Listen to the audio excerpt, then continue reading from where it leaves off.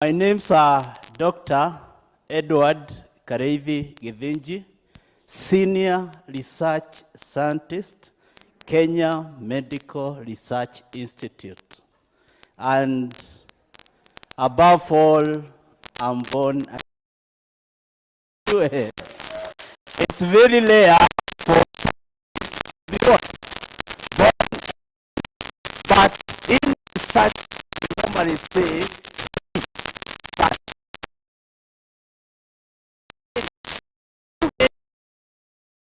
God Almighty.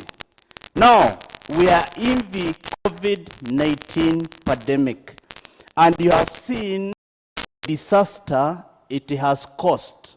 One, in our economic setup. Two, in our social setup. Three, even in our political what? Setup. And even spiritually. And this is a time that the nation of Kenya and even Africa as a region and also the whole globe is grappling with various issues, especially mental health.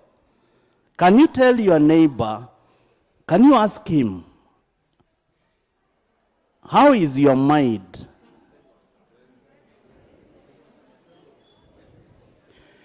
Then ask him, what have you gone through since 2019?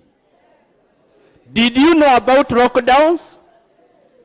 Did you know about emergency and the curfews? No. Now, as Kemri, our prayer to God is to give us the intellect more so to manufacture the COVID-19 vaccine. And we thank the government for giving us 6 billion Kenya shillings to work on that project. But more so, we want to have an African approach to this pandemic. We want to have a screening equipment as far as drugs and vaccines are concerned. We have to be equipped so that we are able to domesticate these things into the Kenyan what? Lifestyle. Now, going into the future, we need young scientists. And here you are, isn't it? So, how many who are here have done scientific courses? I can see 1, 2, 3, 4, 5, 6. Yeah, great. These are potential or catchment what? Persons we hope to get in future. But what I really like, actually want to say is this. Even as we wade through this season, which is very delicate, it's good as a nation to rely on who? On God. Because wisdom and the knowledge comes from who? From God? From God. Wisdom and knowledge comes from God. Otherwise, we may practice the MOH health guidelines. Those are good. Social distancing, masking, sanitizing, and all that. But I'm concerned with the whole person. Because according to WHO, you must be healthy socially, emotionally, physically, economically. If your pocket is not healthy, what will happen to you? You'll have stress. You accumulate stress. What will happen to your immune boosters? Your immunity will go down. Can do what? Can conquer your body system. So, my prayer to God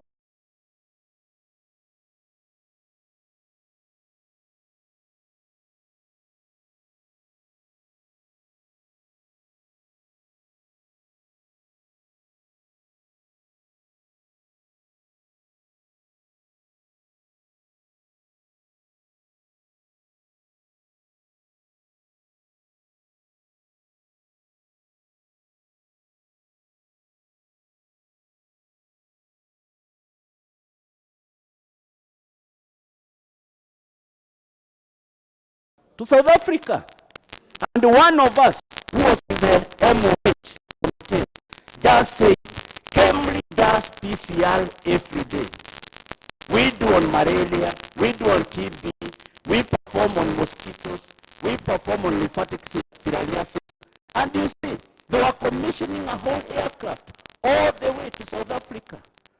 And when they were brought in, we were able to do the PCR, and we played a critical role as far as this nation is concerned. So we can do whatever we desire,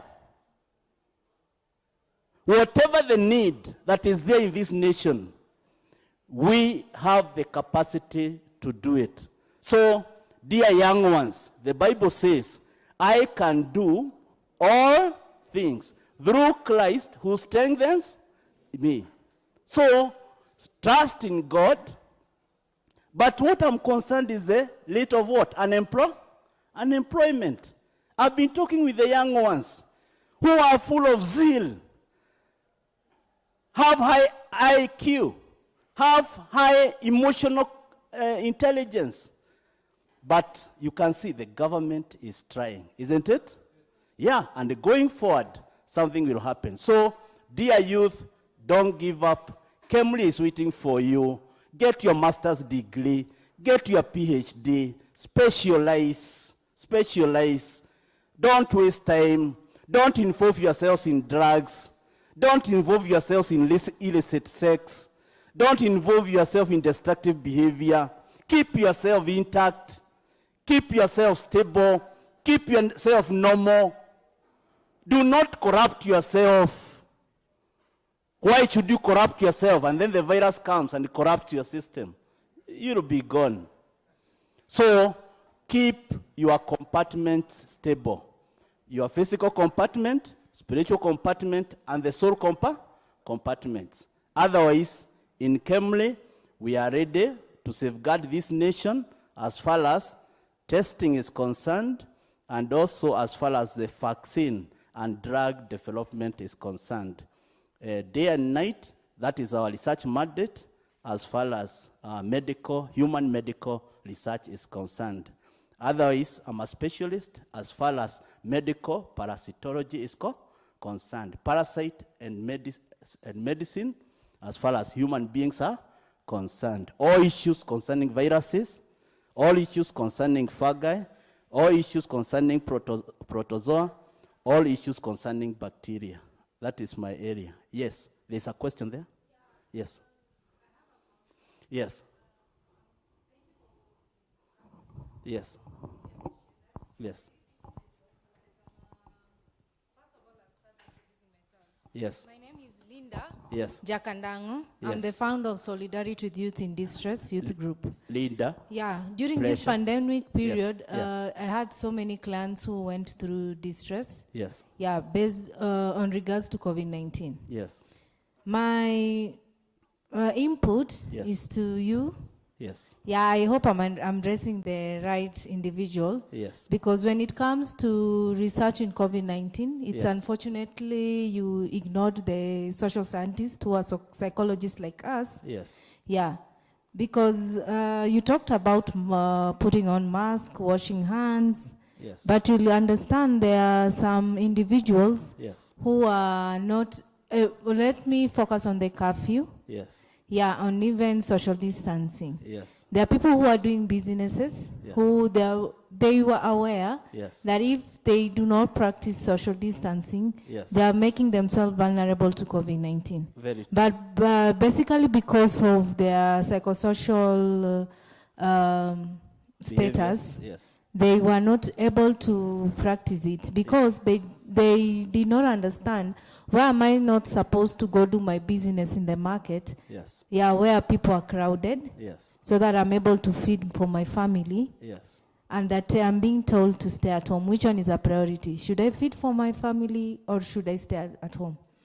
So my initially was that I wish you people really included psychologists like us Yes. in the implementation stage and even in all the stages when it comes to COVID-19. Thank you. Let us Yeah. clap for Rida.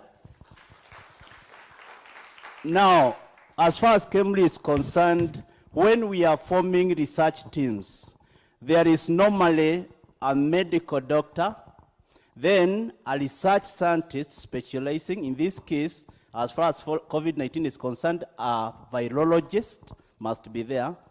We have clinicians to support the physician. We have nurses who are to nurse the patient. We have lab technologists who are to carry out the diagnostics. And above all, we have research scientists in Communally, and even you, they are normally advertisements. It's good you can join us. Why? We are the advisory organ of the Ministry of what? Health. When we are giving a policy brief in the Ministry of Health, the answer we give to the ministry, it has to be well investigated and well searched as far as all domains of life are concerned. But there's a point that she is coming up with. We have this information in Communally. We have done a policy brief in the Ministry of Health, but how does it reach the consumer? And that is the Kenyan populace. How does it reach? Did we guide the populace? But now there was a balance. Do you stay in the house and die of hunger, or do you get out, you risk, and then you get something to eat? That's why our first founding father, Mzee Jomo Kenyatta, he said that we have three enemies. And one is what? Poverty, ignorance, and diseases. Yes. Okay. Yeah. Let me, because of time. So, the relationship between controlling diseases and poverty, that is where we have to tease out. We have to tease out as a nation. Because some people risked themselves while going to look for something to put on the table, whereas the pandemic was raging. Reader, I hope I've answered. Yeah, so we need you, leader, so that when we need. Okay, that's great. That's great. So may God help us to destroy poverty, destroy diseases, and destroy what? Ignorance. So that our populace is also wizened on all these matters. Otherwise, God bless you, God do you good, and may you be strong to build this nation and take it far into the future. Thank you.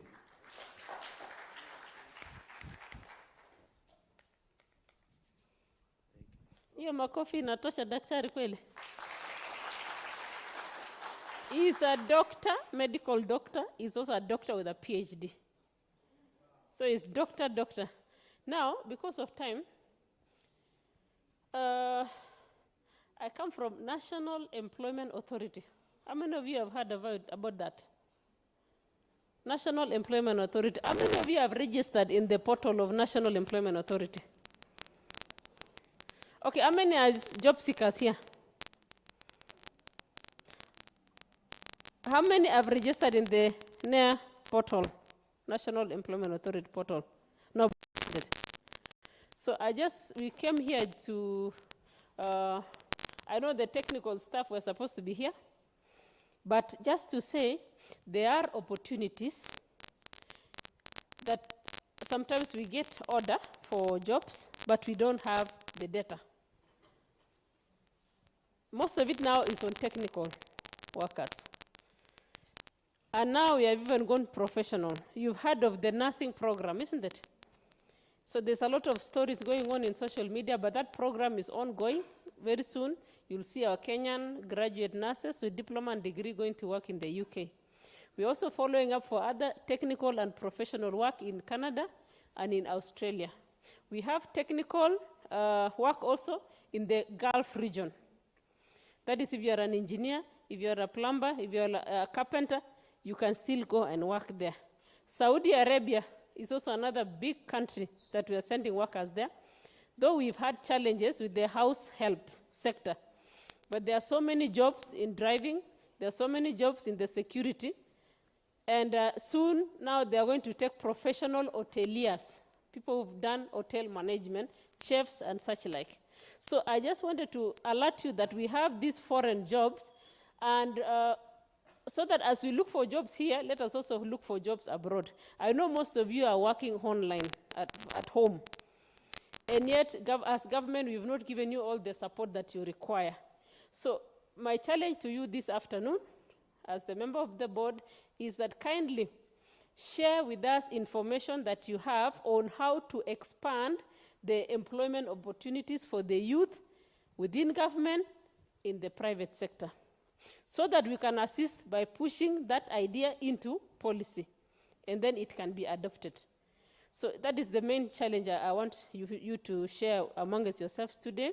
Give us ideas. How can we expand job employment in the private sector, in government sector, and even this international sector abroad? How can we expand it?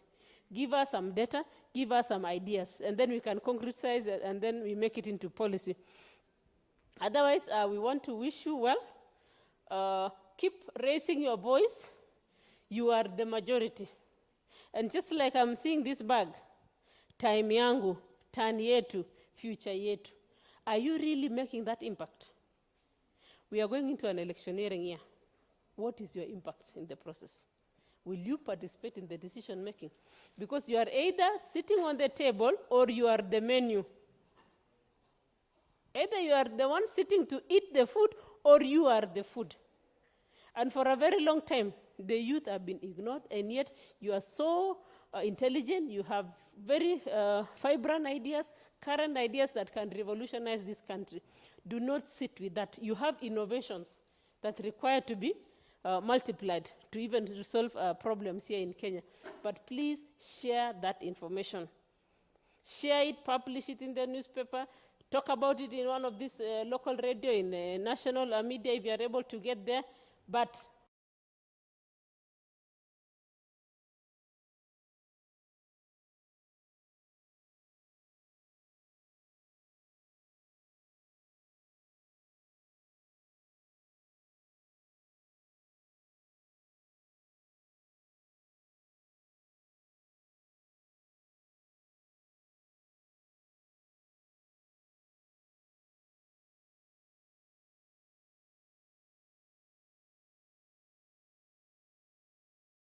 who can assist you?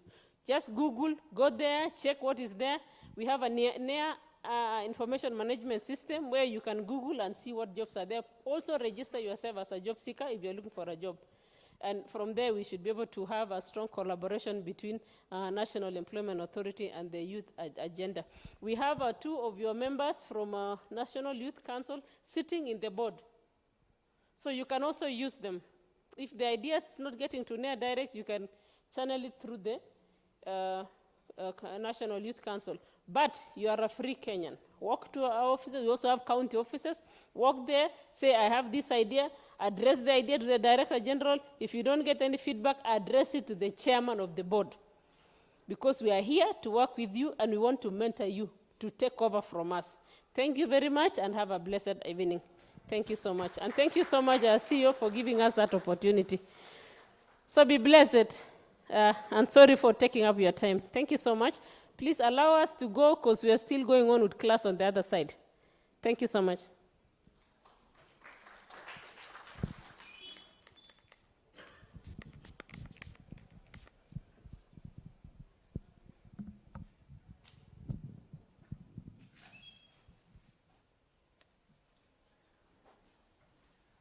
Thank you very much. We'd like to invite back Mr. Peter Quest, who will take us through the panel discussion for this afternoon. Thank you.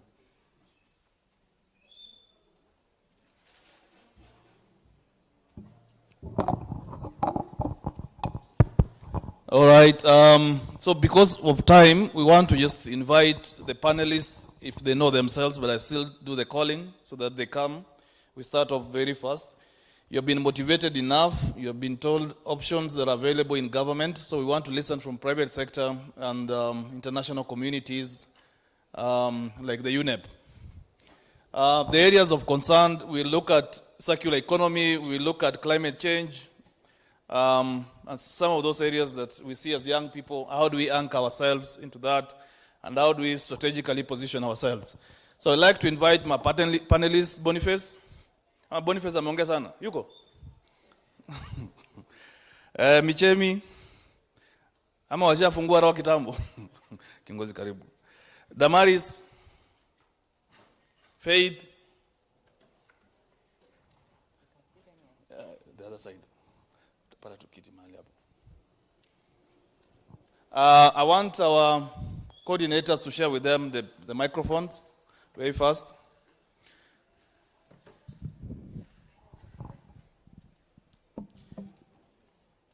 So they will do a simplified, the first session is that they will just introduce themselves moving very fast from the far end. You just say your name and your organization and you pass the microphone. Good afternoon, everyone. I hope you can hear me. I'm Dennis Misheni, founder and CEO of Discover Brands, and we do plastic recycling, and we use the concept of circular economy. All right, thank you so much. Next. Good afternoon. I'm Damaris Mungai, and I work for Unep within the Africa region. Thank you. All right, thank you so much. I'm Faith Alube. I'm the CEO at the Kenya Land Alliance. All right. Finally. Good afternoon. My name is Bonnie Mbithi. I'm the CEO for the We Center and also founder the Circular Innovation Hub. All right. Thank you so much. Our audience have gotten the organization you guys are coming from. So we'll start with Boniface and Michem. And we're looking at the circular economy. And most importantly is that we want really for them to dwell in and of course share with us and explain to us what circular economy entails and the vast untapped potential that are related with the circular economy. Yeah, so on circular economy, as we first know, circular economy is whereby one man's waste is another man's resource, whereby we cannot just take everything as waste. Most of these things that are manufactured, we can always find another life for the products themselves by creating new products, such as how we are making the plastic bottles into 3D printing filament and later into 3D printed merchandise. We are also making e-waste. We have Bonnie here, who we have been crossing paths a lot at the SIB, and they're also doing e-waste. So we also do e-waste 3D printers from the same waste that we collect. Thank you. Excellent. So we also have the same comments given by Michemi. Yeah? I mean, the same person. Michemi ako wapi? Hakuna. Oh, bado ni wewe. Boniface and Michemi. Walisema and. Or just you? No, so, okay, so you want me to jump in? Yes. Okay. Yeah, I agree with my good friend. So circular economy is basically what he said. Yes. But we overcomplicate it. So it's basically taking care of what you consume, be it food, how you dispose of your food. When it comes to electronics, how you use. Once you're not using them, you can repair, refurbish, give them a second life, okay. Ensuring that also natural resources are being protected. All right. Our audience will, of course, want to understand that if they were to talk about opportunities around those sectors, how easy can they be able to tap into that? And but we can start with you if there's opportunities around that. And of course, if there are new guys or guys who are interested in that sector, how to get it right. Yeah, of course, the opportunities, I would not say it's a new sector. It's something that has been there, but now it has picked up attraction. What we are lacking is innovation, although there are very brilliant ideas that are out here. And one of the things we are doing with the Circular Innovation Hub is to identify entrepreneurs and also startups, yes, that have designs and have ideas that will lead into a more circular economy. So there's a lot of opportunities to innovate things to do with the plastic waste, to do with the food, sustainable agricultural practices. So I would say the opportunities are limitless. Oh, okay. Yes. All right. Thank you so much. I hope our audience have taken note on that so that we look at that. And then we'll, of course, now look at Damaris from the climate change aspects. Of course, it's a global concern. We recently had the Glasgow, Scotland mission. And of course, Damaris, were you there? Did you travel to Glasgow? No. Walikuacha huku, eh? However, it presents an opportunity for youth employment if it's well invested upon. So we want to see what are some of the best practices we can able to borrow as a country, and maybe perhaps some of the feedback that were spoke. Our president was giving a concern on that, and of course I saw the chair for COG, of course the governor for Vihiga was also had a panel discussion on the same, on the climate smart economy. So what are some of the best practices as a country and of course as young people that can able to borrow on this sector? Thank you very much, Quest, for that particular question. And I must say that at this particular point, I know many of us have been following the climate change debate, particularly based on the last 2 weeks where we had leaders at the climate change meeting, or what is called a summit. Why it was called COP26 is because there have been 26 of them. And out of the 26, we've been having different research and we could say opportunities for the international community to speak to the world regarding what was happening with the climate. And we must say that in the last 2 COPs, 25 and 26, we have seen a high level of youth engagement in these particular platforms. I think the reason why you've had so much of climate change, and I think you can raise your hand if that's the case, it's because of the youth speaking out. I don't know whether you have felt so much of climate change in the last 5 years because of youth. Is that the case? Have you been hearing more because of the youth? Yeah, so it started with, the youth in, Europe and in different parts of the world, and then Africans picking up. And if you were able to watch, you could have seen a young Kenyan who actually was able to speak in front of world leaders, speaking for the continent as well as the global community. So one of the things about climate change is that we as Africa have recognized that a lot of what has happened is because, particularly for Africa, it's survival. So we have affected just a small percentage of our climate due to deforestation. And so what we think as a way to handle our own climate change issues comes mainly from how then we can handle deforestation. And that's why you'll hear a lot of opportunities revolving around forests. And so it's just not from a forest perspective that we can handle the issue of climate change.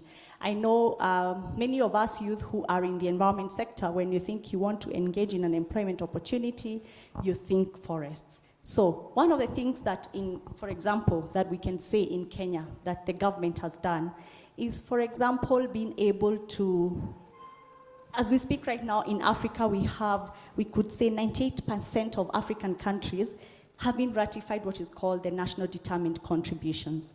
And we could say 70 of these have focused on clean energy, agriculture, and forestry. And that is why I think these 3 sectors are very key, is if we could say the non-state actors, in this case the youth, because there are state actors and there are non-state actors.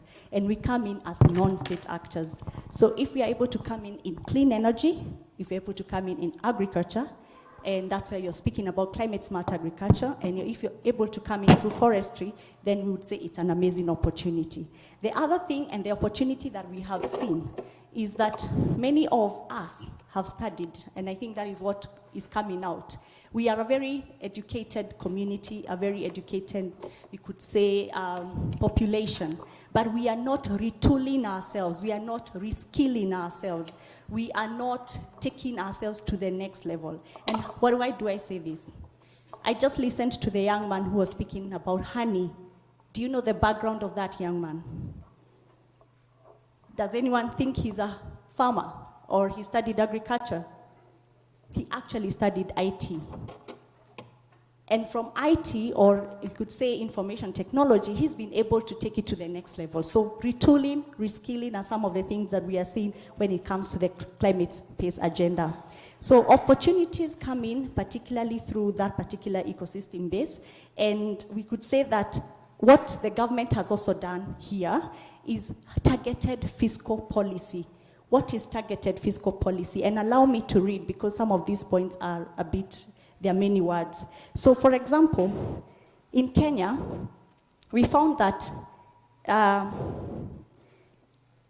the exempted tax, particularly when it came to LPG, the exempted tax for LPG, I don't know whether any of you knew that, at some point, some time back in the years.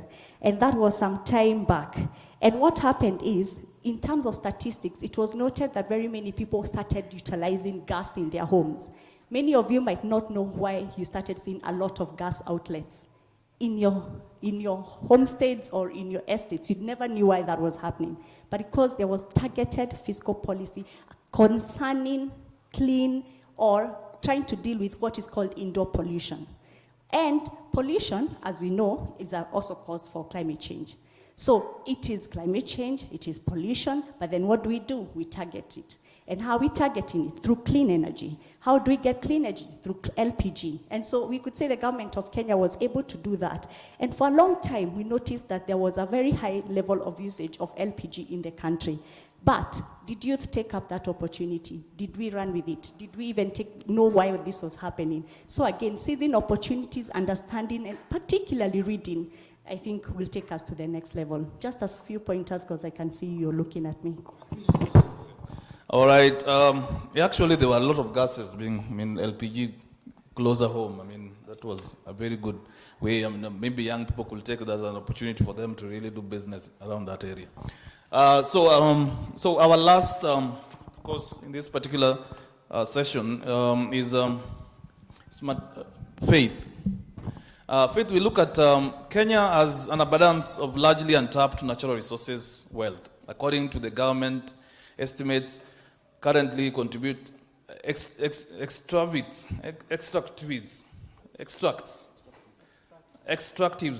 are currently contribute just 1% of the Kenya's national income and less than 2% of the export earnings.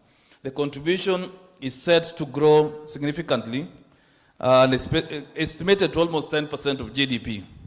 This presents an opportunity to us, the sector, to accelerate national development and, of course, create jobs opportunity for Kenyans. So kindly explain to us what exactly is extractive sector entails. So maybe that should be the first. Maybe if you explain, give us details a little bit about that before we go to other questions related to that, of course.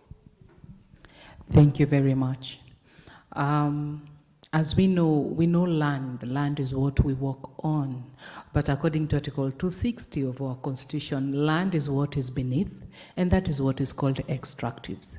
The natural resources, the oil, the precious stones, sand, those are extractives. And then land also consists of what is above the surface. Renewable energy, like wind, like solar energy, that is land. That is Article 260 of our Constitution. When you're talking about extractives, there are issues that affect youth. And just to give a brief, the issue of local content. Youth are never in those boardrooms when people are talking about local content. While we know, according to our 2019 census, we have a youth bulge in Kenya. We have almost 10 million youths. If you look at those extractive companies, maybe let me give you an example. All of us learned about Kariandusi in our GHC. I don't know what they do these days. May I did GHC. These days you do social something? Studies. Social studies. You've heard of best titanium. I'm in the wrong forum. But yeah, you've heard of best titanium. Hey, you've heard of Tatataveta, granites, rubies, all those are extractives. That's what it means. So when you're talking about local content, we're just saying that local services are offered more than the Chinese coming with their own employees, more than the investor coming with their own workers. We want local content. Youth are never involved. Access to information, youth are never involved. How many of us even are privy to any concession that concerns extractives? While youth are the most of the employees in these places. They are the youth who bear the brand. If you look at issue of land tenure, I don't know how many youths can claim they own a title or they have a way of accessing land to make money, or they have a way of maybe extracting some form of extractive from that land. If you look at Kakamega, small-scale miners of gold, Migori, there is gold. Very soon they are going to prospect oil in Nyakach. They are prospecting oil in Baringo right now and Turkana. All those are extractives. Youths are never part of those boardroom discussions that discuss about them. Even open contracting. Youth should be able to benefit from the procurement processes. Who's offering those procurement processes to these extractive companies? Youth are left out of those boardroom conversations. And those are opportunities that we need to seek. How do we do that? We build our knowledge base. We be curious. When you're talking about land, what are you talking about? Intergenerational conversations are not taking place. So far, some of us just think land, when you talk land, it's culture. Yes, it's culture, but it's intergenerational. How many of us even have ever talked to our father and asked him, okay, so where am I building? And when I'm building, how can I then get a garden, shamba, that I can, grow some skumas and get some little money from the market? So the intergenerational aspect of land is an opportunity that we don't use. Lastly, the issue of the youth trying to be innovative, to earn money from land with the bundle of rights that they have. They might not own and control, but they might seek a way of access and use and make money out of it. Thank you. All right. Thank you so much. Clap for our panelists. Now, we would like to take our first round of questions, especially on some of the presentation they have made. And we see that how then do we strategically position ourselves to these sectors and, of course, create jobs or even come closely to working with them. So maybe we need to take questions from the panel, from the audience. And there is a question back there. We need to get a mic back there. Maybe we need to find out how many questions there are. From this side, do we have any? This guy is a political scientist.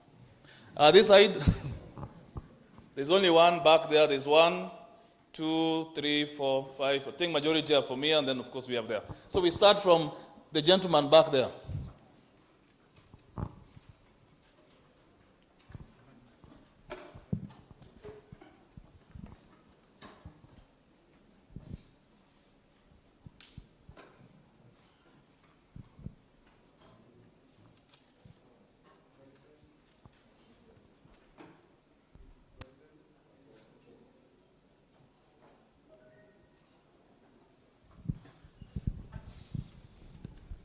Zenu, mimi naitwa Giso.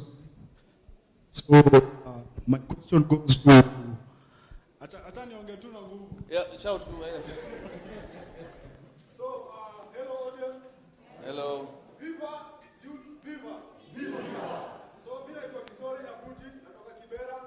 Tunafanya waste management huko. Panel yenu nimeona mjeka waste manager hapo. Nilikuwa nataka kuuliza madam wetu Damaris. Nilianza kuja UN Unep 2019, tumeandika a lot of letters, but tukifika kwa gate tunaambiwa lazima utuonse ndani ndio mpate drop the letters inside. So sasa kata nilikuwa kwa mlango unarudi. Hadi nilipo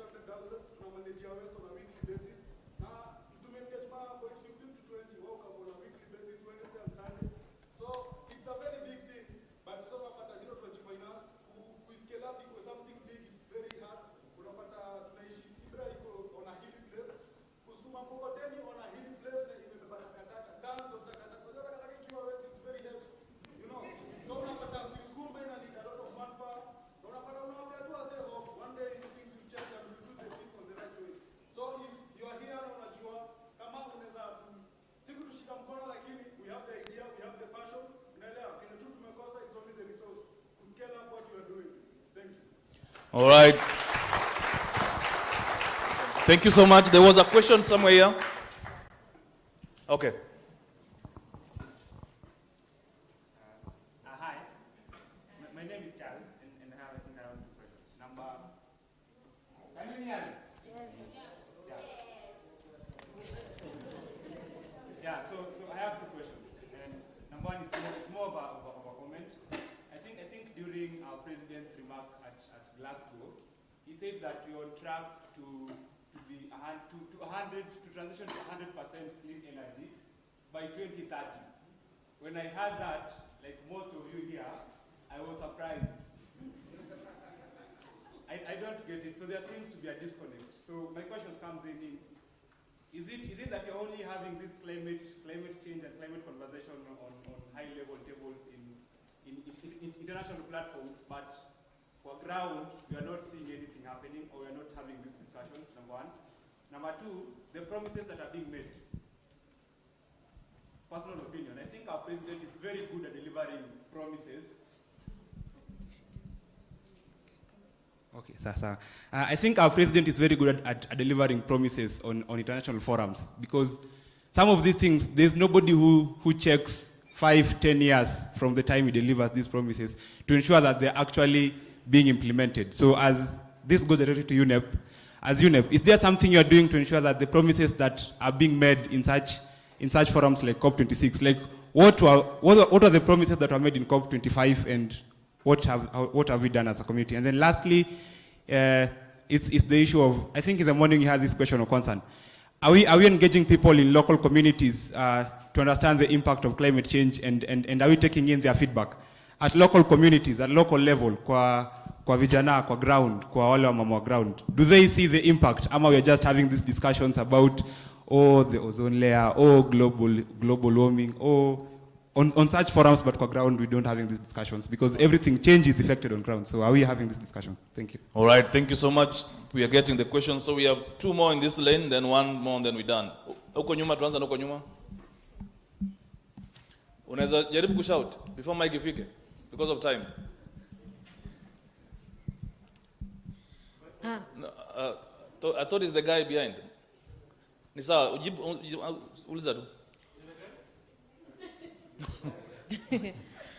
Hello everyone. No, wacha maliza kwanza.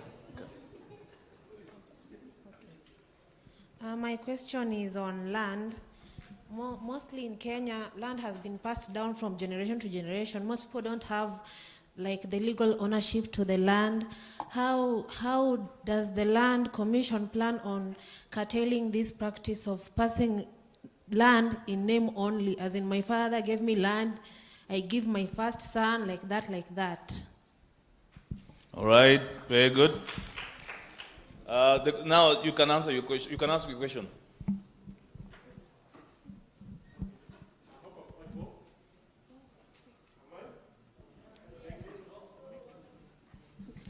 Mpitishie mic, mpe mtu ampitishie. Hello, good evening. I hope I'm audible enough. My question is addressed to the gentleman and Faith. The reason I'm coming to both of you is because I've read with you two at one contest, but we never got to meet up as youth. How do we get to engage? Sorry, which question is going to who and who? Both of them. All of them? Question, yeah. Okay. I've been seeking audience with Faith. It's been quite a tough one. Through Munga, he can attest by that. And also him, we engaged somewhere in clean energy, if you remember, somewhere. So the challenge is this, and I'll be brief as possible. We talk, and we talk. After here, we'll be like, hey, we exchange cards, like, see me here, we call. But finding new people is quite hard. Quite hard. People are busy. So how do you address this as a challenge? Because I engaged with them both at one point. They might not recall. He was my judge somewhere. If I mention clean energy for food security, you'll understand what I'm saying. Yeah. And Faith also we engage. But here we are again. What makes circular economy is one of something we have passion as youths, including me in the honey thing I'm doing. It's one of the key parcel of it. But what makes it for us to implement, maybe as youth, and they can testify here on their behalf, is the fact that we'll start the engagement, but later following up is hard because people are quite extremely busy. I understand the schedule, but it's extremely busy. So how do you address that major challenge? Thank you. All right, finally, there's a guy here.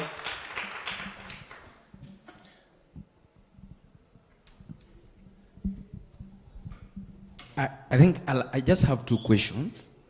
The first one goes to the CEO of the Kenya Land Alliance. We know for a very long time now, there was a report by FIDA in 2018 that despite the fact that 32% of Kenyan households are led by women, only about 1% of those women actually get access to land in terms of title and ownership. Then how do you plan to bridge the gap? Because then sometimes the idea is not even ownership, the idea is access and control. You know, you may have the title, but you might not get enough time or that within that environment, because you know, the truth is that we are in a very patriarchal society where we are male dominated in terms of our history. So how do you then plan? Because then there is a debate right now whether the gender laws that we have actually have been gender sensitive. Today, if a lady in Luo Nyanza decides to tell his father to divide for him land he wants to start farming, they look at you and think, sinadhani wewe utaenda Nakuru ama Kiambu. So then that discussion I think is very ripe. For the Unep, there is a concern that I have, especially in terms of the debate on climate change. I think personally I've participated in the question of blue economy. I think when we are looking at the climate change, we need to look at it also getting into the debate of the blue economy, because our waters are being polluted every day. The number of fish in Lake Victoria, if you have looked at the recent statistics, there was a research that was done by two organizations. I think one was based in Kisumu in partnership with the Lake Region Development Plan. There is a very big concern that the number of our sea resources are going down, and part of this could be because of effects of climate change, concentration and all that. But the last one that I'm going to ask is, talking about waste disposal management, we also need to look at how can we rise, just apart from taking that as an opportunity and using it in a circular economy.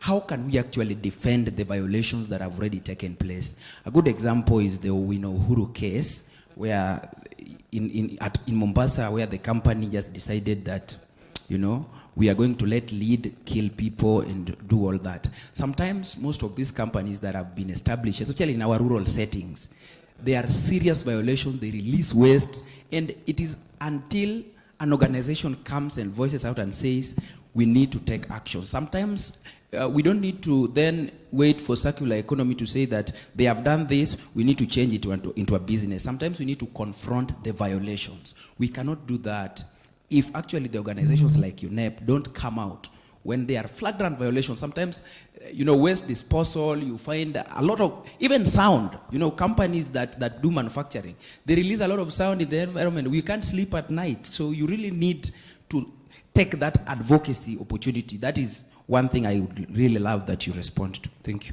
All right. Finally, there's a lady there, and then we get to our panelists. There. Hello. My name is Luri Tigusuk from the One Campaign, and I just have two questions, rather two areas of concern. And when we talk about public participation of the youth in different affairs that exist in the society, that's the first one. I'm trying to understand, how comes the government is not flexible enough to communicate about what exactly they're doing so that the youth can tap into it? For the last couple of months, we've been doing a research on how the government tries to communicate different things for people to participate in them.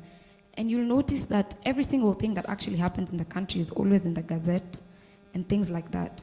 But how comes the government is not flexible enough to try and adapt to digitization that's happening right now and actually communicate these issues so that everybody who has access to a phone can actually just get to know what the government is doing and all that. And then the second one is in terms of communication breakdown. When you talk to me about circular economy, I fully understand it. But what strategies are in place to actually break this thing down to the people at the local level? Are they there? Like, I just want to know, if they're there, please just let me know. But at the same time, we need to understand that people only participate as far as they understand. And if you're not explaining it to them, you're wasting your time. Thank you. All right.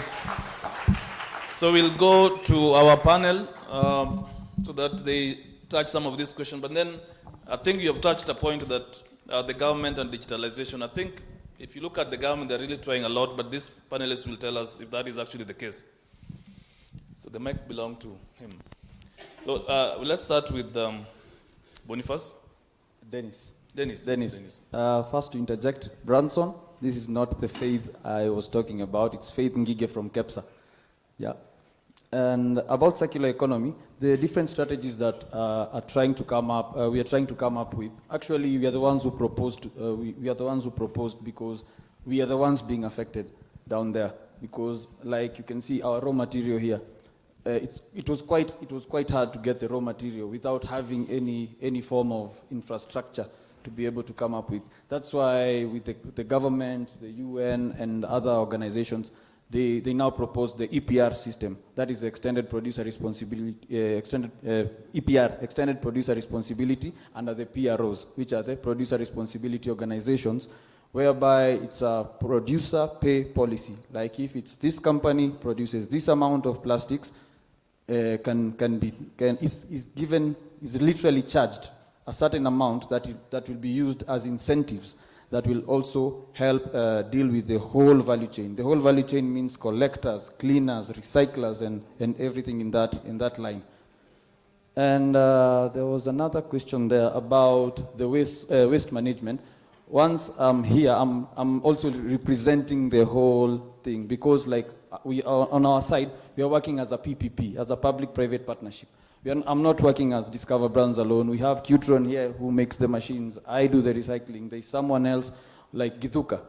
I'm very sure you've heard of Githuka. They're from Githurai. They're the ones who do the collection. They're the ones who do the cleaning. We are also coming up with we have actually already come up with new forms of collection so that they do not get to the landfill, because we are now going into a zero landfill economy, whereby instead of them going to the landfill, we are able to collect them at source by segregation at source, using the segregation at source bins. Like the first pilot was done in Nyayo Estate with over 50 bins, and now we collect over 300 kilograms of PET plastic, PET bottles per month. There is another one that we are currently doing in we're still working together with the waste managers at a county level, which is called the MRF. This is the Material Recovery Facility. It's a bigger institution that now can be able to take all that, even if it's the landfill or the county waste, can now come to that facility, and it's literally segregated and connected to the markets, because the markets are there. The problem is the connection to the markets. Thank you. All right. So maybe because you guys are connected, Boniface, huh? Boniface can actually answer to that. So that then we finish, then we go to the... Okay. Thank you. So I'll speak in terms of circular economy, because we're in the same space. Yes. Of course, there are many challenges. And just like climate change, this is something that only the youth can solve. Yeah. If we go the old way of just, and there's a gentleman in the morning, I think it might be him, who said we are tired of going for meetings and conferences. Young people, most of the time, hate doing those things. We prefer doing the work. The moment you do the work, you're likely to get a funder who will see what you've done. The moment you continue knocking doors of government, it becomes difficult. One of the things that we did as We Center when we were starting was to collaborate with foreign organizations. So by the time even the government was realizing, what are these people doing, we already now coming and telling them, we need policies, we need strategies. Yeah? And then sometimes you find again, we have a lot of policies, we have a lot of laws in Kenya. There are laws in Kenya that we don't even understand. Their policies, I think they're in their thousands. So it's not just about having policies. For example, when it comes to issues of climate change, I think we're supposed to have a climate directorate. Cindio, do we know where that is? Is it even there? We don't even have a climate directorate in Kenya. So I'm also as surprised as the other gentleman who said, when we say we're almost going to zero emission by 2030, and we don't even have a climate change directorate, what are we saying? In the same spirit, there is a climate change action plan, which was supposed to expire, I think, in 2022. What have we done in accordance to that? But when you look at the kind of innovations that young people and the private sector are doing, they are more than what those policies are saying. When you go back to the COP26 that was being mentioned, one of the promises that was made some time back was to avail $100 billion to support in climate change mitigation. When COP26 was happening, our jamaa waliruka, you know, they are saying it was supposed to be up to 2020. These guys are now saying, let's push it to 2023. So when you look at it, it's not just a Kenyan problem that we have policies, we have promises that are not met. So the only way for us as young people to go around these things is to actually get to work, innovate what you have, look for partnerships. For us, like We Center, we've created a lot of startups and small businesses to partner with us. This is something that the government should also try and facilitate.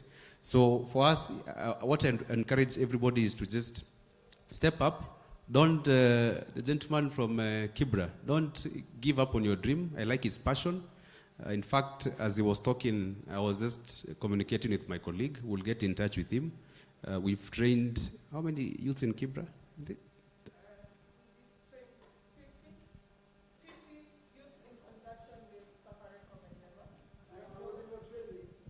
Yes, very good. So those are some of the initiatives. And we don't wait for government to give money to do that kind of training. We look for partners. Now, the second phase of the training that we did is to bring these guys together again to say, okay, we've done training, this is what we've done. Now, how do you do business with the private sector? So opportunities are there. Don't just look for government. Don't waste time going to Unep. Unep, we've worked with them for a long time. Even us is a challenge to go to them, because even when we go to them, they might not have the solution, you know, because it has to be a collaboration between the private sector, the UN, and also the government. Thank you. All right. There's a touch on public-private partnerships on that. So Damaris, somehow the UNEP might not have solutions, but partnerships will solve some of these things. Thank you very much, and I am grateful to hear what you're speaking about. Maybe I'll just quickly, you know, every organization has its own mandate. And so at this particular point, allow me to explain to you what UNEP is all about. So, and I'm very excited to mention to you that actually next year, we turn 50 years old. In 1972, UNEP was created, and it was created to be an authority, a leader, a convener, a catalyst, and a science body around the environment. And so everything that happens within the UNEP is supposed to catalyze environmental action in the world. UNEP itself is not supposed to do the work. UNEP itself is supposed to help facilitate, provide a catalytic space, ability to convene people speaking on the same subject, and that's why you hear the COPs, and to be able to continuously provide you with the science, and hence why you're hearing circular economy, why you're hearing blue economy, why you're hearing green economy, and why you're continuing to hear, and soon you'll hear, about the orange economy. So UNEP continues to ensure that science is out there so that people who want to partner, in this case, governments, UNEP works with governments and helps governments to come up with policies as well as laws.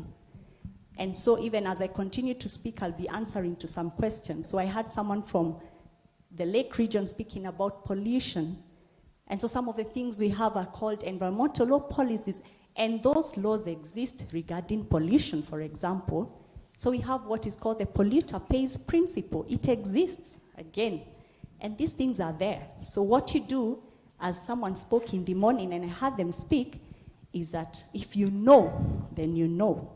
If you know that someone is polluting, you go to court. What are you using? The law. Which law? Environmental law. Which statute? You state it, and you file a case. One of the things we also do as Unep is to train the judiciary. Right now, you've just had the lady, the professor, and the doctor speaking about the government training them on strategic leadership. We, as Unep, continue to build the capacity of the judiciary. In our case, the judiciary is when a person comes with an environmental issue, are you able to handle it? However, it is not Unep that will be on the table. It will be a judge who has been trained by the government, who is seated in that court, listening. But are they aware of the laws? If they are not, they need to read the environmental laws. They exist and they are there. So ideally, to be able to continuously provide information, to partner with people keen to push the environment agenda. The We Center mentioned it, that they have worked with Unep for a long time. Unep may not provide We Center with money, but We Center, if they can speak about it, can speak about opportunities for convening. I don't know whether you can say that. Provides an opportunity for convening. And so we can say We Center is where they are today because continuously they can rely on the science that Unep is continuously creating. So does the organization. True or false? Yeah, true. So ideally, it's to understand the mandates of organizations, to be able to know at what point and how far can you go. So when it comes to, for example, continuing to understand, and I like what you've just said concerning, how then, when we say circular, when we say blue, when we say orange, when we say green, what are we saying? This country has picked up the green economy real big, and it actually has a green economy strategy. Have you read it? So if you've read it, have you actioned it? If you don't know how to action it, have you talked to someone in the Ministry of Environment? Again, you cannot come to Unep. The Unep will work with the Ministry of Environment or the National Environment Management Authority, because one of the things we know is that governments have the highest capacity. I hope you heard from Kemri. Did you know that kind of capacity exists? We are highly learned, highly educated, highly exposed in this country. We just need to take a step forward, just read more, take more action, and take it right, and take, let's say, our frustrations to the right place, so that we take it to the next level. Because there are definitely many opportunities, but we just need to know where do we take that issue. I'm so sorry about the fact that when you reach the gate, you are not able to get in. And finally, when you get in, you don't know where to go. And again, unfortunate about that. But again, we just also have to remember that this country is so lucky. It is one of the countries that is housing a UN body. We could say UNEP is the one of the two, because it's UNEP and Habitat, that are housed in Africa. The rest are housed wherever. But the fact that we are housed in the country, we could say the same channel that a Minister of Environment in Chile takes to speak to our Executive Director is the same channel Minister of Environment in Kenya will take to talk to our Executive Director. So luckily we are housed here, but unfortunately we are still a really global organization. So sometimes it may feel unreachable, but I think it's just the way it is set. I think that's all I've got to say. All right, thank you so much. But then, Faith, at some later stage, when we're winding up, you'll also talk about some of the policy gaps that perhaps the country is experiencing that you see that we can invest on. So, Faith, we also look at where the gentleman also talked about the land ownership issue, and of course, women investment in land, and I think ownership on that process. But other questions were also in line with what you actually mentioned. Thank you very much. I'd like to start with a question from a lady who spoke about inheritance laws and women, and why is it that generation passes land from generation to generation. That's the way it is. That's the way it is. That is African. We cannot deny our Africanness. What we can make sure is that our Africanness does not hinder us from experiencing land justice. Land justice is a must. We can be African as we want to be, but any retrogressive cultural practice that defranchises a girl or a boy or a man or a woman, that is what we should discourage. So the idea of you or of a man or a boy or male being passed for land should not be bad. But now with Article 2.4 and Article 2.7.3 of our Constitution, you also have a right to ask your father for that gift. Yeah, blatantly. You ask him, yes, even me, I'm your child. It does not mean when I'm a girl, I'm not your child. Even me, I want. And I normally tell women, even if you're married, you have a right to go back to your mother's house and ask your father, give me my portion, because that is the law. So, as we speak about women and land, you've spoken about 32% of women being widows and they do not have access to land. It is true. The percentage we might argue on, but we have beautiful pieces of legislation which enforcement is still the greatest barrier to actualization of land. Most women use and access. Most women don't own and control. And that is where we are at. And right now, as we speak, we are hopeful that with the enactment of the Community Land Act 2016, and I was curious, I thought they'll ask about that question. There are ongoing processes that we need to ring fence as youths. We should not allow clawbacks. First of all, the digitization of public land registries. We all know what happens in those public land registries. You might think you have land and you have a title, or your father has land and has titles. But because of registration and because of the recalling of the titles that you have now, you end up knowing that you bought a road reserve.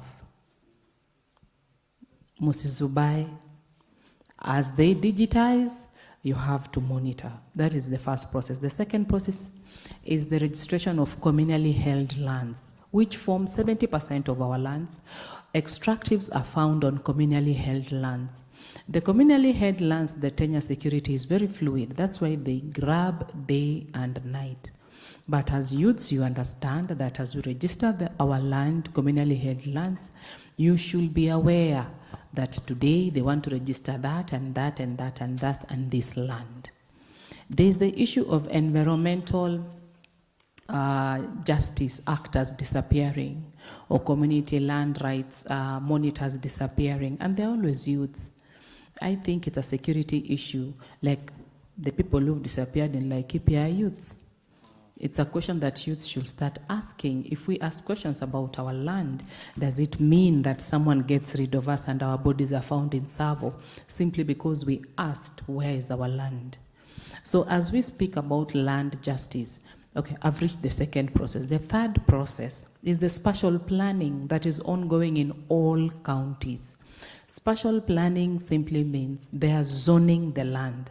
They'd say this land is for hospitals, that land is for playground, this land is whatever. In the urban centers right now, like I was born in Jericho, meaning Demwa Jeri. And where I grew up, we do not have the playgrounds that we used to have. And I've not had anybody ask about that. They are disappearing. I don't know where they are going to, but these days you go to Jericho, where my hood, you don't get such. And more or less about extractives. Now that I'm talking about extractives and environments, someone has mentioned about Owino Uhuru. It's the youth that bear the brand of Owino Uhuru, because they're the ones who turned yellow after the lead poisoning. Yes, the larger community turned yellow, but it's the youths who are going to work in that factory without PPEs. The larger constituency of workers were between the age of 18 and 45. I don't know if someone can compensate you enough for turning yellow or for lead poisoning. So those three processes, they are ongoing. The elections is upcoming, and the local content process I've spoken about. As youths, we should not drop that ball. Thank you. All right, clap for them.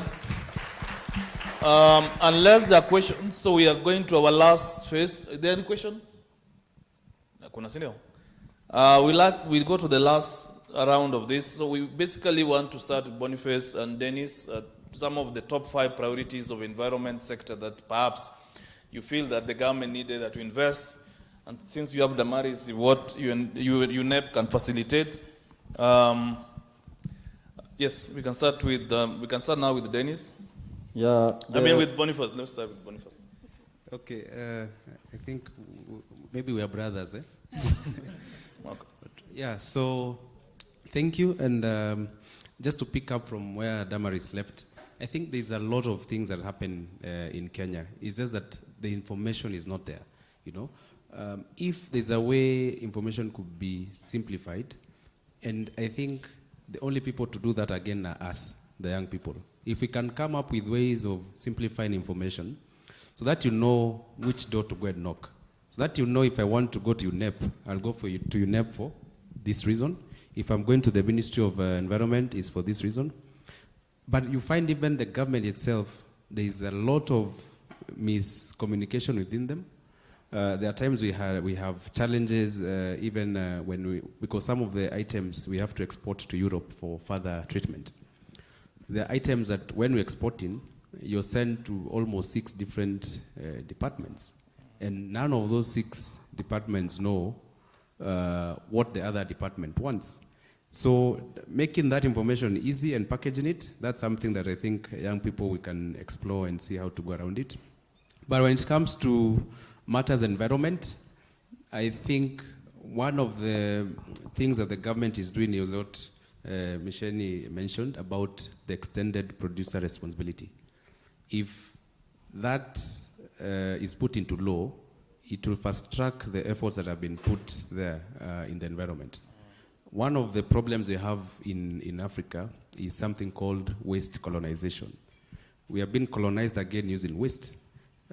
If you go to some roads like Eastern Bypass and Northern Bypass, you find there are a lot of shops selling they're called ex-UK. Eh? Those things, you know, they were banned already in the UK and where they're coming from. So what are they doing here? So when these guys say we export in a whole 40-foot container of fridges that are having gases that were already banned in the UK, and we are buying them here, what are they telling us?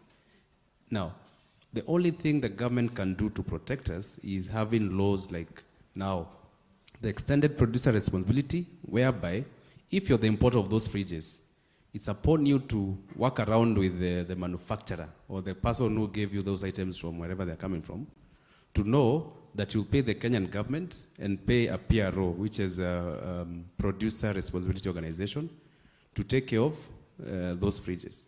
If you go to the US, if you have an iPhone, you are able to return that iPhone to the Apple Store and either get another one or get a discount. When you have your iPhone dead in Kenya, unapeleka wapi? Will you call Apple and tell them now, I have a dead iPhone 5, I want iPhone 13. Will that happen?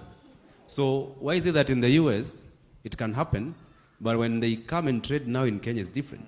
So the only thing, and of course, Unep said, is they do facilitation. It's just to facilitate that transition for us to have laws that protect our people. And then now, us as the young people, innovate solutions that are also born in Kenya. And as we center, of course, we've been doing e-waste recycling, and recently came up with the Circular Innovation Hub. So the reason we came up with the Circular Innovation Hub is because we realized as we center, we can only focus on e-waste, but there are other innovations that solve the circular economy and the green economy. And we want to tap into those ideas. So if there's somebody in the room who has an idea on circular economy, clean tech, a solution that solves climate change, reach out to us. We'll find a way of incubating you. If the idea makes sense, we'll get you people to design your business model. If we get funding, you'll be able also to access some seed funding, so that we build our own local solutions. But mkileta wazungu, something that is working in Japan might not work here. Our context is different. When you talk about circular economy, it actually started in Africa. Our grandmothers were not wasting food. They were not wasting clothes. Unavaa nguo mpaka inaisha. Na ikiisha bado kuna mwenzako ambaye anatumia hiyo. So, but now these guys are telling us Africa is supposed to catch up with Europe to transition to a circular economy. But we were more circular. They are the ones who brought us these problems. What somebody said, now we are trying to solve them to move to circular. Asante. All right, thank you so much. Guys, clap for him. Dennis. On my side, how the government will help. The first thing I think we really need is digitization and tracking of the probably waste and everything that we call waste. As much as to us it's a resource, and even maybe to the investors who may want to have, even Boniface he can tell us. Most of the investors come in, but since there is no data, it's a problem for them to invest because there is no data to show that this has gone here, it has come here. So I think the government should look at the digitization of the data, and also should embrace a lot of technology instead of using the normal ways of maybe garbage collection and stuff. Maybe come up with different ways like the RVMs, like the reverse vending machines, where it works, not everywhere that it can work, but where it works. Something else that as the youth and startups, where we have a lot of problem, it comes to standardization, KEBS. Sometimes it can be a very big issue there. It takes quite long. Maybe when you come up with a new product, you obviously have to go somewhere to get something done for you. Yeah, I think, and also the infrastructure, like maybe when it comes to, especially when it comes to the collection part, the collection bit, they can help us. They can help us in improving that. Yeah, thank you. All right, thanks, Dennis. Damaris, if there are some policy gaps that perhaps Unep may want to partner with the government in terms of either capacity building or assessing or really addressing, maybe perhaps you can share with the audience that you feel are environmental related. Thank you. Just even before I get there, one of the things that I wanted to come and speak about here, because I felt it's very important, because again, I feel the environment sector has been reduced to circular, not just circular, but it's also been reduced only to forests and issues like that. So I wanted to bring in a few more areas of employment that we as youth can take up, and if you may allow me. So one of the things that we can start to think about is, for example, sustainable transport. One of the things that we have discovered, and these are statistics, is that most of the road injuries right now are for people between the ages of 15 to 29. They are the ones who are either walking, they're the ones who are cycling, they're the ones who are doing whatever it is that they're doing on the road, and they're caught up in injuries. So we can make roads safer by particularly coming up, for example, with technologies that strengthen global artificial intelligence. We cannot say that we do not understand artificial intelligence. This is knowledge that we can start to get into. We are starting to speak about robotics. We are starting to speak about IT more often. The person who was speaking about honey is talking about data using technology. So it's like just taking our knowledge a bit further, again recognizing that we are a very educated population. Two, regarding the same thing of transport.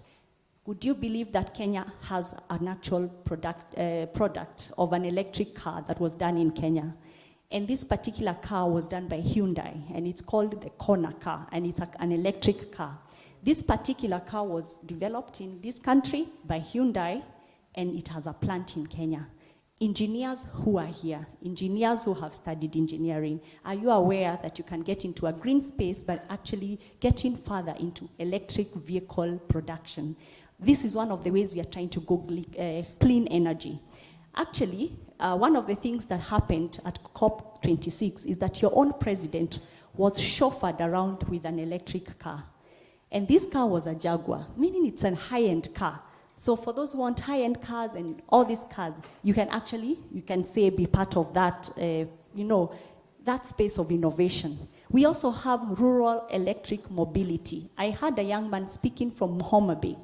There's actually a whole company that's dealing with rural electric mobility when it comes to borders, bajajis, all those. And this person in Homa Bay, or this organization, is called WETU, W-E-T-U, a capital W, a small e, a capital T, and a small u. If you Google, they are doing a lot, and they are actually asking for young people to come and work with them. Again, a social enterprise that is pushing their green agenda in the area of sustainable transport. Another area is sustainable procurement. We have studied procurement. We are speaking, and I heard someone speak in the morning regarding procurement for youth that is geared toward the youth, women, people with disability. Again, if you want to get into the green space, there's a whole area of study called sustainable procurement, which focuses again on green procuring. So when it comes to construction, are you trying to build with the best, the most environmentally friendly construction materials, etc.? Then there's the digital space. The digital space, and one of us spoke about it, Dr. Onions. One of the things that we are doing, and we do every day, and I can see most of you on your phone as we speak, you're watching videos, you're watching someone on WhatsApp, you're watching someone on TikTok. Why isn't it you doing that thing on something green that you're doing? So again, pushing that agenda. We did have something, and we Center took part in it, and they were exposed to almost, how many people we Center? The way when we did the anatomy of action? They had a following because Unep provided an opportunity for digital space for people doing amazing environmental work. We Center was part of it. And just the fact that you had pasted your information on the Instagram of Anatomy of Action, you had actually almost 10 million viewers. So you're seated somewhere in Kenya, in Nairobi, and people are viewing you all around the world. And I'm sure a few questions came or a few opportunities came because of that. So, again, we keep seeing YouTube influencers. We can influence also in the area of environment. So again, as we speak about the digital space, are we seizing it the way we are supposed to seize it? Then, we spoke about something called sustainable fashion. Sustainable fashion is sustainable fashion because, again, speaking from what Boniface has just spoken about, the issue of colonization regarding waste. We are actually feeling it when it comes to clothes. We are having fast fashion. We are having dumping of clothes in our continent. We are having a very heightened rate of people moving their products. Then, we also have products that are using a lot of dyes. Most of the jeans that we are wearing right now, you have no idea the genesis of jeans. But right now, if you think about the production of jeans and the amount of exposure they have on our rivers, on our lakes because of the dyes, then at that point, you who wants to go green and wants to go green from a fashion perspective can go sustainable fashion. Again, the how of going sustainable fashion, you can go further into the strategy of the same. But ideally, these are things and spaces that we, the youth, can take up and run with. When it comes to agriculture, again, we've spoken a lot about climate smart agriculture. But I don't know whether you've noticed that when we go to our markets, the one thing that hits us is a stench from our organic foods because of post-harvest losses. We have losses on our vibandas, we have losses on our land everywhere. Can we as youth again come up with amazing ways of ensuring that we avoid post-harvest losses? Again, from a climate change perspective, we are going to start experiencing high droughts, floods, desertification. So the little food we have to take care of it. Is there a youth seated here right now thinking, how is my mother who has been planting tomatoes for the last 30 years and now has been throwing them somehow and we are still surviving? In another 10 years, when we think about what's going to be happening with our climate, will my mother still have the leisure of throwing away 10 tomatoes because it's okay? I, as a child who has grown because of these tomatoes, what can I do? What can I change? What is it that can change to avoid these post-harvest losses? Another thing is tourism, sustainable tourism. These are things that we noticed in the last 2 years. We noticed that our economy went down.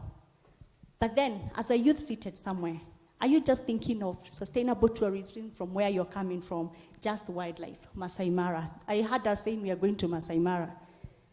Do we want to just go to Masai Mara? Or do we also want to go to a farm which is growing tea, which is growing purple tea, which is growing another something, just to see what is the value chain? Are those spaces we can start to take ourselves? Are those spaces we can start to take other people to almost have what is called agricultural tourism? Because that's the next step. How are things done? I don't know whether any of you knows how yogurt is made. Is that a space you want to take someone to go actually see and see whether you can? You know, you think it's something big out there, and maybe it's nothing. It's something you can take up. And then in the area of construction, there's built environment, green buildings. We have architects. We have people getting into the construction industry. We are hearing people who are in real estate. Every time we watch My Crib. We are watching these things. But are we tricking ourselves to see how are we able to do these things in a green perspective? We have a building like this, all closed up. We are using a lot of power just to try and maintain light. Are you that architect seated here? Are you that engineer seated here who goes green in terms of your interventions when it comes to the built environment? And last but not least, one of the things, actually two things, we do have what is called the United Nations Decade on Ecosystem Restoration. Ecosystem restoration is something that's going to be there for the next 10 years. Why? Because there's certain things we've done that have been wrong. We have totally degraded our ecosystems. And what are these ecosystems we are talking about? We are talking of forests. We all know forests. We know what we do with forests, thank God. We have wetlands. I don't know whether you understand the importance of wetlands. For any of you who have grown in Kibera, you know Nairobi Dam. Nairobi Dam was something that was supposed to be purifying water. Now you know how it is. We have farmlands. Are we able to try and sequester carbon from our farmlands? Also our oceans. We do have the decade for oceans, and it's already, actually we have the meeting next week regarding oceans, how we again utilizing oceans, and I like what you said about the blue economy. And cities. And I liked about someone who spoke about cities, not cities, but the ability to use green spaces. Are you able to pick a space, make it green, run with it, create employment? We have Michuki now, an opportunity for many youth to take advantage of. Why? Because someone somewhere has done something. Even the Karura Forest, many of us are going there just because someone somewhere took advantage of a green space. All I'm trying to say is the youth, we do have a lot of opportunities when it comes to the environment. It's just not forests. There's so much more. I hope I have been able to highlight. And when it comes to now policy gaps, recognizing that, then providing an opportunity for targeted policy, fiscal policy. I spoke about clean energy and how LPG came up.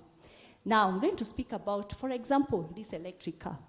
So now an electric car comes, and engineers have created the electric car, and many of you have been employed, for example, by that company. So I have bought the car and have gone back with it home, and I'm charging it. Already, in my 2-bedroom house, paying electricity to Kenya Power and Lighting is already a big toll. Then I'm now charging my car. Tafakari ya babu, thank you. All right, clap for Damaris. Can I add something on the electric? On the same? On the electric. Actually, we have someone who has already done an innovation here. Joseph, he's also the fabricator of the machine. Yeah, we're going to do a presentation after this. When I first knew Damaris, she was not this deep. Damaris, congratulations. This is perfect. Guys, clap for Damaris again. All right. So, Faith, I think yours is... is any one of you guys working for government, the panelists? Faith, you do work for government, do you? No, I work with government. Oh, you work with. So, because we need to know somebody will defend the government at some point, which I will do if you guys don't really want to do so. So, Faith, maybe a little bit about sustainability of some of the opportunities around extractives, and how these young people, some of them came from as far as Kisumu, some from Mombasa, they are really far and off. So how can they take advantage of these opportunities? And of course, you have pointers. So after that, we'll do just at the last point of this, and then we just finish, and then we allow Dennis to make a presentation on what innovation has been done. Yes, Faith. Thank you very much. I'll start with her question. I think no one addressed it. The issue of public participation. I'd say as young people, let's engage. Maybe our governments might not be very responsive. I'm saying governments because we have county governments and the national government. But that is the only way of policy making. If your voice is not heard in certain spaces, then you might lose the right to criticize because you are at the periphery. So Article 10 is very clear, and Article 60 is very clear when you're talking about land and inclusion and equitable distribution of resources. So let's engage those meetings. Wakati chief anaita baraza, make a point, even if it's 2 minutes. Not all those chiefs can access the digital space, while it is the chief that you'll go to when you need a succession letter. And without that succession letter, you will not be able to get your land done or even inherit. So back to extractives, I'd say that it's time young people, and I'm going to come very micro level. Social movements work. Organize yourselves into social movements and be able to get information and disseminate information. In Kenya, 26 counties have extractives, every other form of extractives. Just to give you a small glimpse of how much a small stone is, a carat of ruby, the other day I was in Taita Taveta, is worth like 600 Gs. A carat. So that is, people who come from areas where you've even seen a Chinese carrying away soil, you just know your soil has extractives. No, I'm not joking. There are areas where you start building and they come carry away the foundation soil. Have people seen that?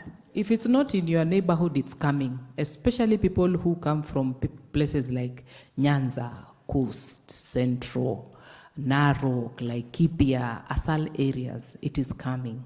So it is good to form social movements so that you have an organized way of engaging. It is good to arm yourself with enough information around personal protection, because we've lost enough youths to the risk and exposure of what we work in or what we work with, which is land. Land is the resource yenye ilitoa mzungu UK ikamleta Kenya. So it is a resource that it's a basic resource. And I've said land is what is beneath, on the surface and above. So when you're talking about extractives, also the issue of local content. I've heard people say about procurement. Procurement is an aspect of local content. But local content goes further and talks about the benefits you get from the extractives. What benefits do you get from your area with the company that is there mining gold or carrying the soil? We have to get curious as young people. And lastly, the idea of collaborations cannot be emphasized enough. You cannot do it alone. You need other people to hold other sides of the tent as you hold your side of the tent. That is something that you can't avoid. You can't do it alone. So I'd say I'd end it up there. But the issue of environment, I think it's one of the most legislated areas on earth. The problem is that the language is macro. The referrals are macro. Uko juu, they talk English yenye hata mimi I need a dictionary. So one of the things we can do is to simplify the discussion for ourselves, for our own spaces, in our own language. Thank you. All right. I want the innovator, Dennis, you can organize the innovator answer, but I want you guys just, in a second, just your last remark so that we finish and take a group photo, those who are in front here. The last thing I want to encourage you guys is that please take contact of these experts and professions so that you follow up with them. It's very important to do that. So we'll start with Dennis, maybe one remark, then we move forward very fast. Oh, you're doing something, then we go with Damaris. Just a closing pointer or something that perhaps you feel in a second or two. Okay. Thank you very much. Again, I always say that the government or different entities have provided us with an enabling environment as youth. And not just as youth, even as citizens. if you want to touch something, just as she said, sometimes it's highly legislated, so that's why sometimes you can't even touch it. But we just need to see and have an eye, a very sharp focus as youth.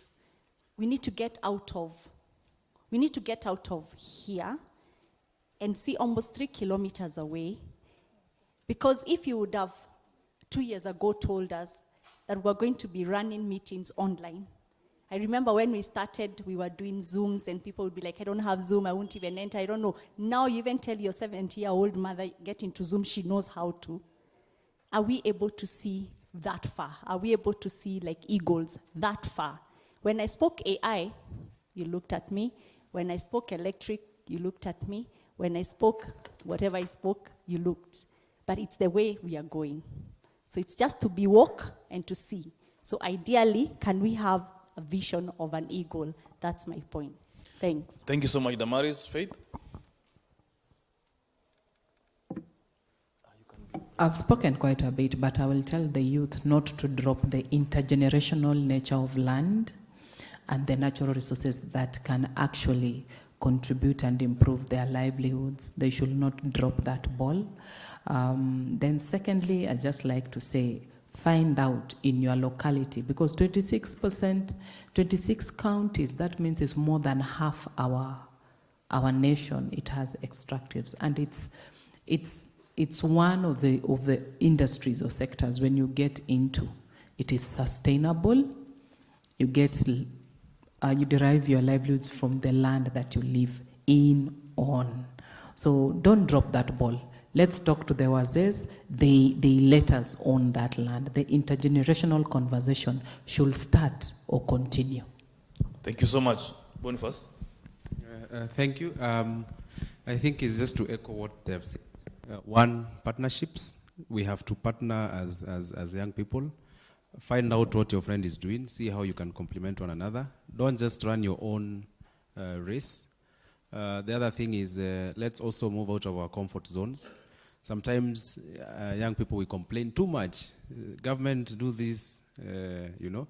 Just wake up and try to do it. Somebody somewhere will see it. Most of these innovations that you see around, like the guy who built the tuk-tuk in Laikipia, you know, and people are criticizing him on social media. But the guy has never been an engineer. I think he was a street, he used to stay in the streets, yeah? But the guy now is being supported by governments, and I think also there's a body of the UN that is supporting him. So even the second version of the car that you build will be better. Lakini uko hapo tu unasema, oh, ona, see what this guy is doing, you know, instead of trying to think of how you can even maybe build a better one. So let's not complain. Let's not get tired of putting in the work. I know people complain that our generation, we want things fast. But also, if you want things fast, you have to work for them. Wake up early, put in work, do research, and for us, we are open to collaborations. So Sarah is my colleague at the WE Center. I think she will talk more about this. But what you see, this is a battery that is built from batteries that was thrown away. It's been manufactured in Kenya. It's a lithium-ion battery. We discovered that 80% of the cells from, for example, your, you call it, laptop. The battery that is inside your laptop at the back, it has cells inside. So when you split it open, you find it has lithium iron phosphate cells. So when your laptop battery does not work, you not open it up to check which cell is not working. You just say ikitu ifanyi, and you probably, I don't know, where do people take their laptops when they die? Because I'm sure, Rongai? Unachana nayo kwa fundi, unasahau. At least now you know the WE Center. So when you go back home, research about us. We provide a safe resting place for those electronics. We convert them to other things like now what you see. This is a second life battery. Again, we are also building lithium ion batteries that will be used in electric cars. So the companies that are already building electric cars, we're in conversation with a couple of them, will be servicing their batteries so that if there's any lithium ion battery that is faulty, we can replace. So I encourage you to just be motivated, don't complain. These Wazes will not be here forever, so it's our time, you know. Obama said it, so usione ni kama ni uongo. Yeah, this is our time. Take heart and we move on. Thank you. All right. Make it very short. Boniface. Yeah. On my side, I will insist on something that pia mimi nimekuja kugundua. Green competitive advantage, very important. Hata ukiwa na nini, hata kama ni maji unauza. There is an aspect of just putting a green inside it. Most of the grantors, that is what they want to see. And pia one thing that we are supposed to literally look at sana, inakuja ni sana ni presentation. Presentation of maybe when you want to go to pitch. Mi nilianzia pitching in a very weird manner. Kwa sababu nilijipata, I'm pitching the first day, the next day I'm in Denmark. Not knowing what as in like it was fast. So I had to adapt to that. So you should also be very fast in adaptation so that uende mbele haraka. So thanks. Thank you so much. So we'll start with the We Center very fast as you prepare your guy. Guys, we'll be done by exactly 10 minutes from now because the tea is also ready. You paid for it, so you'll have to take it. Good afternoon. Oh, good evening. I'll do something very short. Mr. Boniface Mbithi has said everything that I was supposed to say before the presentation. My name is Sarah Njau. I'm a youth, yes. So what we do mostly is the e-waste, sustainable e-waste management. Here I have a motherboard, which discarded. And I know right now everywhere, everyone is complaining there is lack of chips. So what we are currently doing is we're in conversation with semiconductor technologies to see whether these chips in here can be upscaled or whatever can happen, and that conversation is ongoing. Out of this motherboard as well, you find some things like the same chips. Here I have some very nice earrings. Let me just...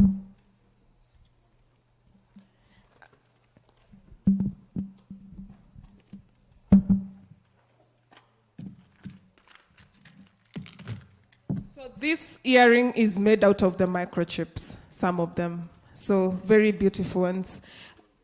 And it's gold, I've just been told. I'm not a gold girl, I'm a diamond girl, so I wouldn't know.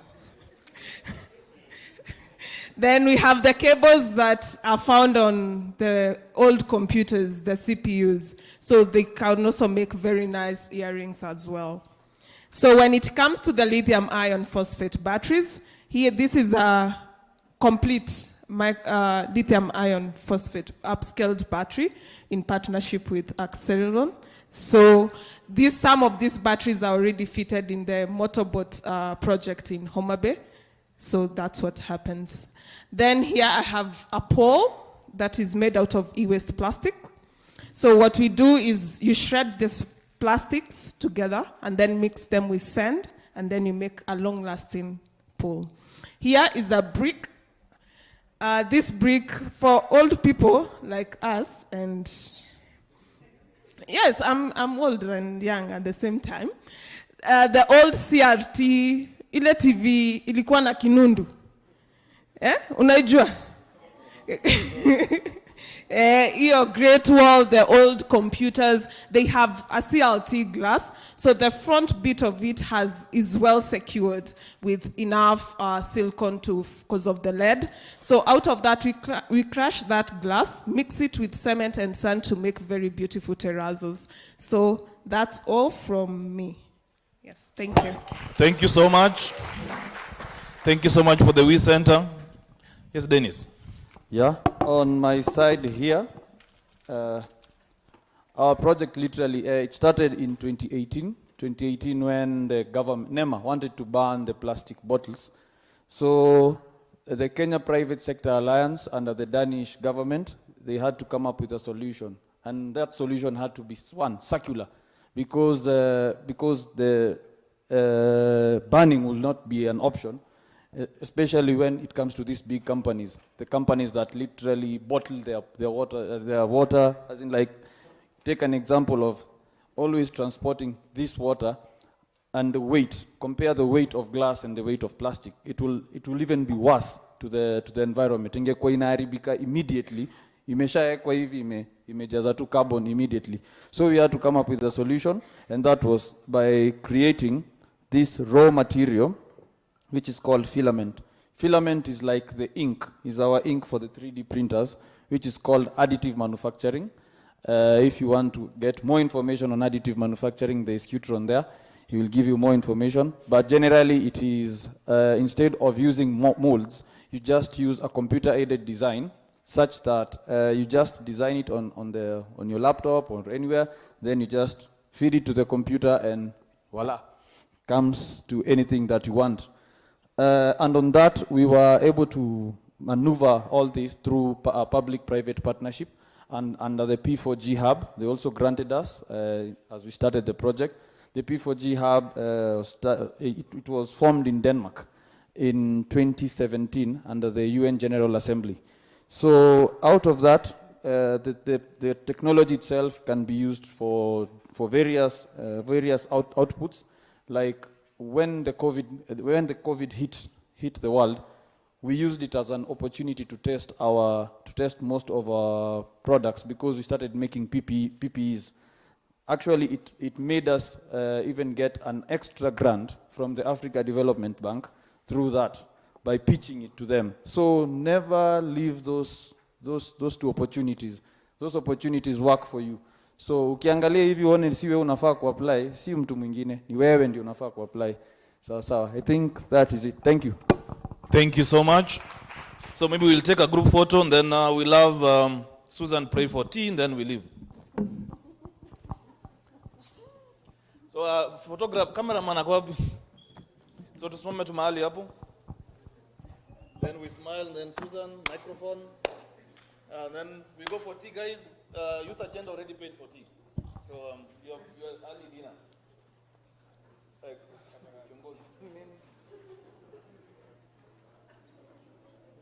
Awako?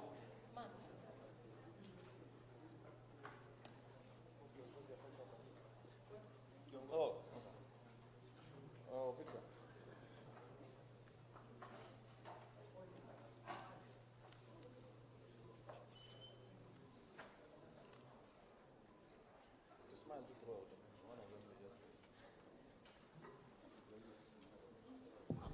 I will request that we all stand, so then we can pray together as we take the photo. And we'll sing the national anthem in English. So let's be upstanding, all of us. And as we do that, we want to give a big hand clap to this team. They've done very, very well. We've had a good afternoon. I know it's already 6:06. And we actually felt like we could actually go on and on and on. So thank you, Peter Quest, thank you, Victor, and the panelists for ensuring that we are here and we've benefited a lot. So let's sing the national anthem, and then we'll end at that. Not very good at this, but we'll try. Oh God of all creation, this our land and nation. Justice be our shield and defender. May we dwell, peace and liberty, plenty be found within our borders. Thank you, Lord, for this beautiful day that you have given us. Thank you for the conversations that we've had. And thank you even for the tea that you have provided for us. We request that you bless it as we take it and be with us this evening. And even as we start the session tomorrow, we ask for your wisdom, we ask for your knowledge, and we ask for your blessing. For this we pray in Jesus' name.